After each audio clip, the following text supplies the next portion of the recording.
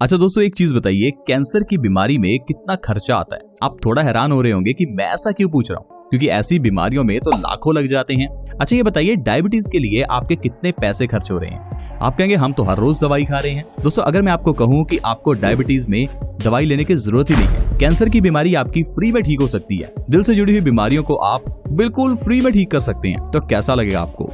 जाहिर है आप कहेंगे कि हमें भी बताइए कि कैसे ये बीमारियां ठीक हो सकती हैं, क्योंकि हमने तो इतने इंश्योरेंस करवा कर रखे हैं कि हमें अगर कोई प्रॉब्लम आई तो हमारा जो खर्च है वो कंपनीज उठाएंगी। दोस्तों बीमारियां होने पर कंपनीज आपका खर्च तो उठा लेंगी, लेकिन जो आपके शरीर का हाल होगा वो तो आपको झेलना पड़ेगा। यानी कि अगर आपको कैंसर हो गया और उसके बाद अगर आप इलाज करवाते हैं तो आपके शरीर का कितना नुकसान होगा। दोस्तों ये बॉडी बहुत अनमोल है, लेकिन हम लोग अपने शरीर का ध्यान ही नहीं रखते। हमारे आसपास ऐसी ढेरों चीजें हैं जो कैंसर से लेकर बड़ी बड़ी जो बीमारियां जैसे कि heart attack, diabetes, high blood pressure, इन सारी बीमारियों का इलाज चुटकियों में कर सकती हैं, लेकिन हम लोग हैं कि दवाइयों से बाहर ही नहीं निकलते। मैं आपको कितनी वीडियोस में बता चुका हूं कि घर के आसपास की चीजों से आप कैसे स्वस्थ रह सकते हैं, लेकिन फिर भी हम इलाज डॉक्टर्स के पास, हम लोग इलाज हॉस्पिटल्स में ढूंढते हैं। दोस्तों इन हॉस्पिटल्स की बात करें तो हिमाचल में जाइए, वहां पर आपको बहुत ही कम हॉस्पिटल्स मिलेंगे।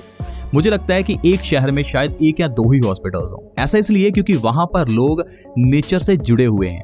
मैं आपसे हमेशा कहता हूं, जितना आप कुदरत से दूर जाएंगे उतना बीमारियों के नजदीक जाएंगे। मेरी इस बात को लिख कर रख लीजिए।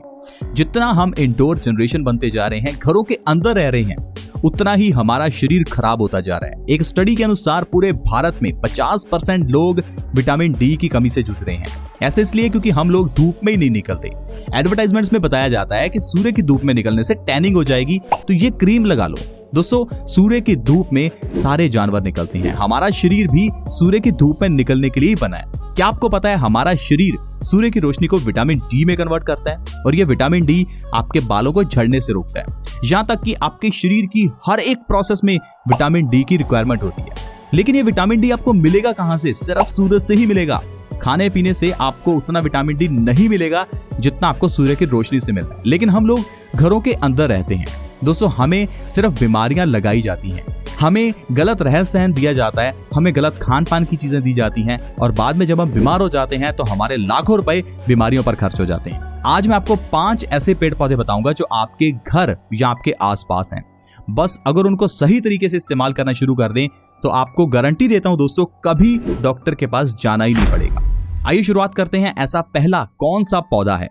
दोस्तों वो पौधा है सदाबहार का पौधा। सदाबहार के पौधे पर पिंक और व्हाइट यानी कि 2 अलग अलग तरह के फूल आते हैं। सदाबहार के पौधे की सबसे बढ़िया बात है कि इसको आप आसानी से गमले में लगा सकते हैं। ये पौधा हमारे घर को खूबसूरत बनाता है और साथ ही साथ ये ढेरों बीमारियों का इलाज करता है।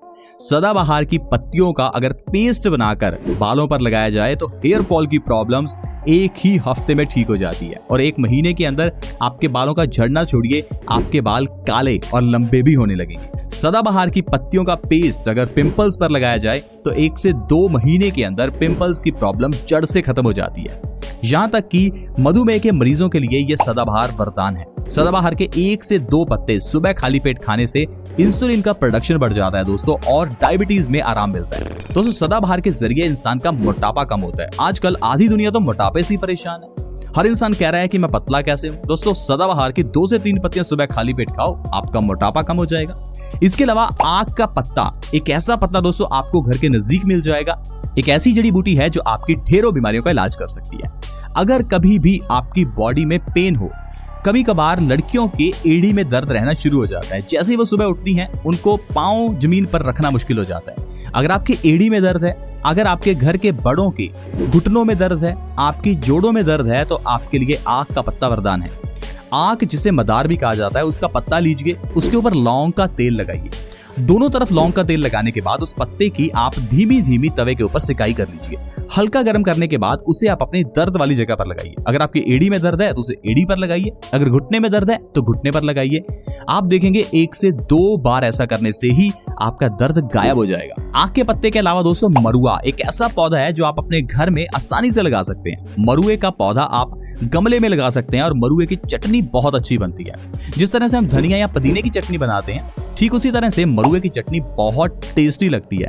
सबसे बढ़िया बात है, मरुआ हमारी कई बीमारियों का नाश करता है। अगर मरुए की चटनी बनाकर हर रोज खाई जाए तो ये हमारी न जाने कितनी बीमारियों का नाश कर सकता है। क्या आप जानना चाहेंगे ऐसी कौन सी बीमारियां हैं जो मरुए की चटनी खाने से ठीक हो सकती हैं? दोस्तों, इनमें सबसे बड़ी बीमारी है हमारे वजन का बढ़ना। अगर वजन बढ़ा हुआ है तो मरुए की चटनी हर रोज खाना शुरू कीजिए, आपका वजन कम होने लगेगा। मरुए के पत्तों का रस निकालकर अगर उसकी 4 बूंद हर रोज सोने से पहले नाक में डाली जाए तो माइग्रेन की प्रॉब्लम जड़ से ठीक हो जाती है। मरुए के पत्तों की चाय बनाकर अगर हर रोज पी जाए तो वो हमारे पेट के लिए बहुत अच्छी है। यानी कि मरुए के पत्तों का काढ़ा बनाइए, उसके अंदर थोड़ा सा नींबू या शहद मिलाइए और उसका हर रोज सेवन कीजिए। आपको अमेजिंग रिजल्ट्स मिलेंगे। वजन कम होने के साथ साथ पेट संबंधी बीमारियां जैसे कि गैस, एसिडिटी, इंडाइजेशन, कॉन्स्टिपेशन, सारी बीमारियां देखते ही देखते ठीक होने लगेंगी।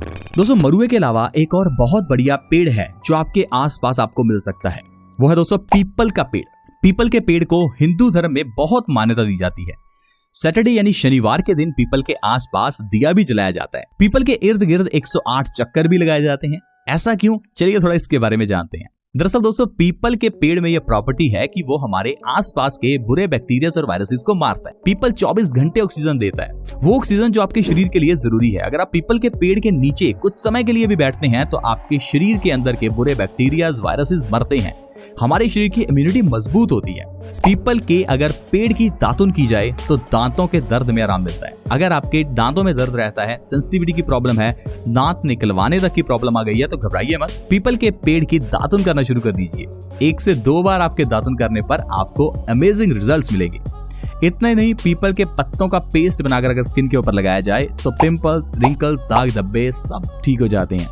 आजकल पिंपल्स की प्रॉब्लम के लिए न जाने कितनी दवाइयां आ गई हैं, कितने ऐसे प्रोडक्ट्स हैं जिनको ये कहकर मार्केट में उतारा गया कि ये पिंपल्स को ठीक करते हैं।